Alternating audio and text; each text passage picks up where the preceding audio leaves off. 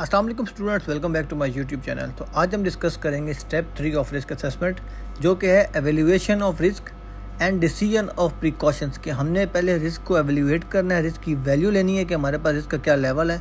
उसके बाद according to risk level हमें उसके प्रिकॉशन या सेफ्टी कंट्रोल मेजर देने हैं। तो रिस्क की रेटिंग या रिस्क के लेवल मालूम करने के लिए सबसे पहले हमें पता होना चाहिए कि इसका लाइकलीहुड क्या है और सेवेरिटी क्या है। यानी कि अगर कोई भी हमारे पास ख़तरा है तो उससे अफेक्ट होने के चांसेस कितने हैं, और अगर कोई आदमी उससे अफेक्ट होगा तो उसको कितना नुकसान होगा। इन दोनों की मल्टीप्लिकेशन जो है वो हमारे पास रिस्क का लेवल या रिस्क रेटिंग होगी। तो इसमें हम सेवेरिटी लेवल को आगे दो तरह से डिस्कस करेंगे। एक वो होगा जिसमें एक्यूट, आपको फ़ौरन उसका इम्पैक्ट मिलेगा। अगर कोई आदमी कहीं से गिरता है फ़ौरन उसको पेन होता है, फ़ौरन उसका एंकल टूट जाता है। क्रोनिक क्या होगा, लॉन्ग टर्म इफेक्ट। अगर कोई आदमी टॉक्सिक गैस इनहेल कर रहा है लोअर एक्सपोजर पे या रेडिएशन में काम कर रहा है, आफ्टर अ लॉन्ग टाइम उसको इफेक्ट आ सकते हैं। तो ये दोनों फैक्टर कंसिडर करते हुए हमने सेवेरिटी को काउंट करना है कि हमारे पास अगर कोई आदमी इस हैजर्ड के एक्सपोज हुआ उसको नुकसान क्या होगा। जिस तरह कि मैंने पहले बताया, रिस्क की वैल्यू या risk evaluation likelihood and severity की मल्टीप्लिकेशन है। अगर हमारे पास लाइकलीहुड ज़्यादा है, चांसेस ज़्यादा हैं, और सेवेरिटी भी ज़्यादा होगी, अगर गिर गया नुकसान ज़्यादा होगा, तो हमारे पास हाई रेटिंग आएगी। इस चीज़ को समझने के लिए रिस्क मैट्रिक्स यूज़ किया जाता है। रिस्क मैट्रिक्स में राइट साइड पे आपके पास आ जाएगा सेवेरिटी और लेफ्ट साइड पे है लाइकलीहुड। तो अगर हम इसको नंबरिंग में लेके जाएँ, नंबर 1 हमारे पास वो होगा एक्सट्रीमली अनलाइकली, इसके होने के चांस बिल्कुल नहीं है। 2 रेटिंग देंगे अनलाइकली, कि यार होने के चांस बहुत कम है। तीसरा पॉसिबल, यहाँ से आदमी गिर भी सकता है या इस चीज़ से हमें नुकसान हो भी सकता है। 4 क्या है, लाइकली, यहाँ से गिरने के चांस ज़्यादा हैं, यहाँ से आदमी के गिरने के चांस हो सकते हैं, इस हैजर्ड से नुकसान हो सकता है। और 5 क्या है, वेरी पॉसिबल, हमारे पास वहाँ पे स्ट्रक्चर नहीं है, एक्सिस नहीं है, वहाँ पे प्रॉपर मटेरियल स्टैक नहीं है, गिरने के चांस बहुत ज़्यादा हैं। तो इसी तरह लाइकलीहुड हो गया हमारे पास 1 से लेकर 5 तक। 1 क्या है कम से कम और 5 क्या है मैक्सिमम चांसेस। अब आते हैं सेवेरिटी पे।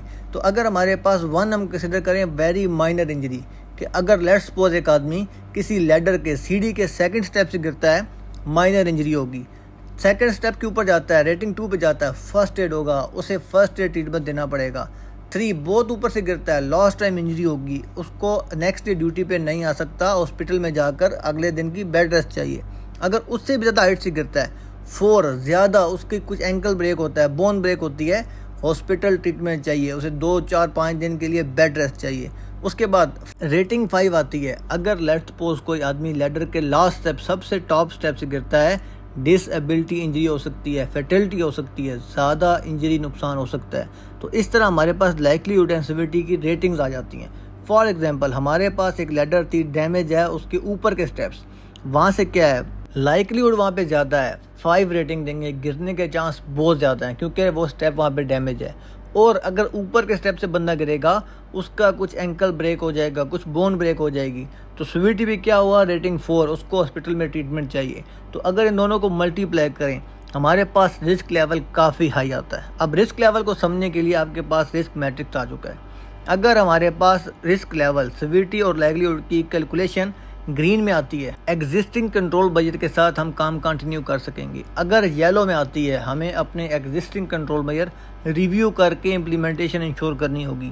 अगर एम्बर में आएगी, हमें अपने एग्जिस्टिंग कंट्रोल मेजर्स में ऐड ऑन करना पड़ेगा ताकि रिस्क के लेवल को सेवेरिटी या लाइकलीहुड में से किसी एक को कम करके रिस्क लेवल को कम किया जा सके। और अगर हमारी रेटिंग रिस्क असेसमेंट में रेड में आएगी तो हम काम नहीं कर सकते, हमें as per hierarchy of control additional control measure implement करने पड़ेंगे। उसी के बाद जब हमारा रिस्क लेवल अलार्म लेवल पे आएगा, तभी हम काम कंटिन्यू कर पाएंगे। तो ये हमारे पास रिस्क लेवल डिटरमाइन करने के लिए सबसे जो बेस्ट टूल है वो हमारे पास रिस्क मैट्रिक्स है, जिसमें सेवेरिटी और लाइकलीहुड का मल्टीप्लाई करके मैट्रिक्स से रेटिंग ली जाती है। Multiple companies multiple 4x4, 5x5 method use करती हैं।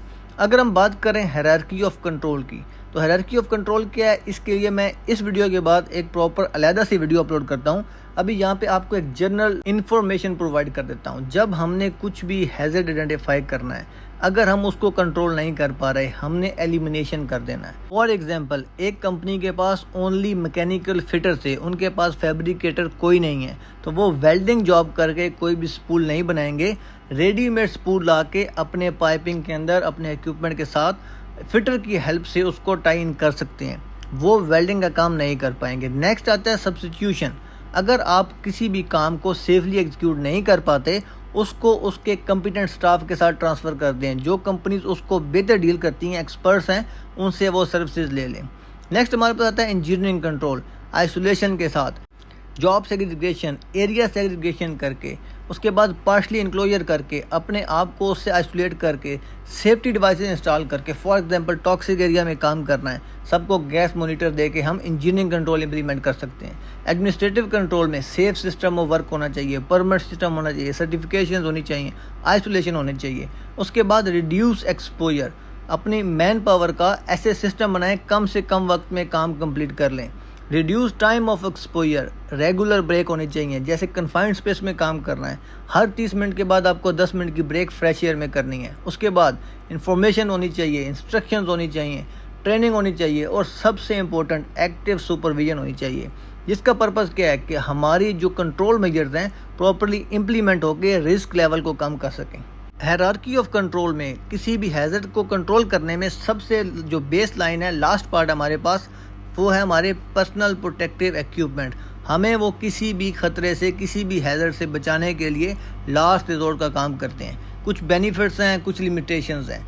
ये आपको लास्ट प्रोटेक्शन प्रोवाइड करेंगे। इसको पहन के काम करना मुश्किल हो सकता है, आपका प्रोडक्शन स्लो हो सकती है, इस पर लोग ज़्यादा रिलाई करते हैं तो उसके भी साइड इफ़ेक्ट्स हो सकते हैं। तो मल्टीपल इसके बेनिफिट्स एंड लिमिटेशंस हैं। लेकिन at the end, in addition to बाकी तमाम कंट्रोल मेजर्स के, पीपीज भी आपको किसी भी खतरे से एज पर देयर नेचर आपको सेफ्टी, सुरक्षा प्रोवाइड करते हैं। उम्मीद करता हूँ आपका ये टॉपिक क्लियर हो चुका होगा। अगर आपका इस टॉपिक पे कोई भी क्वेश्चन है, आप कमेंट सेक्शन में मुझसे पूछ सकते हैं। वीडियो के एंड पे आपसे रिक्वेस्ट करूँगा कि मेरे चैनल को सब्सक्राइब करना और बेल आइकन दबाना ना भूलिएगा। इस वीडियो को लिंक अपने उन तमाम दोस्तों के साथ शेयर करिएगा जो निबोश IGC को हिंदी या उर्दू ज़बान में करना चाह रहे हैं। आपके वक्त देने का बहुत शुक्रिया।